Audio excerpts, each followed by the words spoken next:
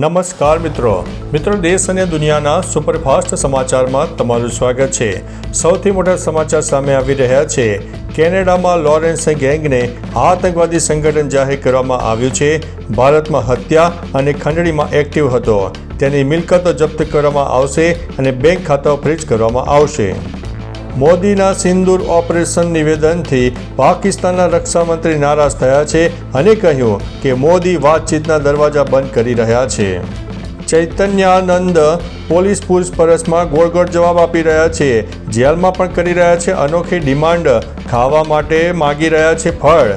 CCTV વિનાની સસ્તી અને નાની હોટલ તે પસંદ કરતા હતા। મહારાષ્ટ્રમાં વરસાદ અને પૂરનો મેઘતાંડવ જોવા મળ્યો છે। 5 જિલ્લામાં 10 લોકોના મોત થયા છે। ઉત્તર ભારતના 8 રાજ્યોમાંથી ચોમાસાની વિદાય પણ થઈ ચૂકી છે। મધ્યપ્રદેશ અને ગુજરાતમાં વરસાદની શક્યતા હજુ પણ આગામી 10 દિવસ રહે છે।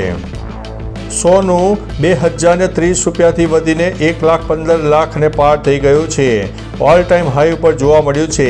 ચાંદી પ્રતિ કિલોગ્રામ 1.44 લાખના રેકોર્ડ સ્તરે જોવા મળ્યું છે અને અમદાવાદમાં અત્યારે 1.16 લાખને પાર પણ સોનું થઈ ગયું છે। સુરતમાં 50 કરોડની ઠગાઈ આચરવામાં આવી। ગુજરાત CID શંકાના ઘેરામાં। આરોપીને ફોર્ચ્યુનરમાં બેસાડવાનું રહસ્ય અકબંધ। ધરપકડ કે માત્ર પૂછપરછ? વિડીયો વાયરલ થતા અધિકારીઓના મોં પણ બંધ જોવા મળ્યા છે। બે કાંઠે વહેતી શેત્રુંજીમાંથી ઇનોવા ખેંચીને 3ના જીવ બચાવવામાં આવ્યા છે। ભાવનગરના જેસર પાસે ગ્રામજનોએ મધરાતે દોરડાઓથી પાર પાડ્યું રેસ્ક્યુ ઓપરેશન। રૂપાવટીના આશ્રમના મહંતોએ જીવ બચ્યો છે। તો ચાલો મિત્રો, ફરીથી દેશ અને દુનિયાના સુપરફાસ્ટ સમાચાર લઈને મળતા રહીશું। ત્યાં સુધી અમને રજા આપશો। નમસ્તે।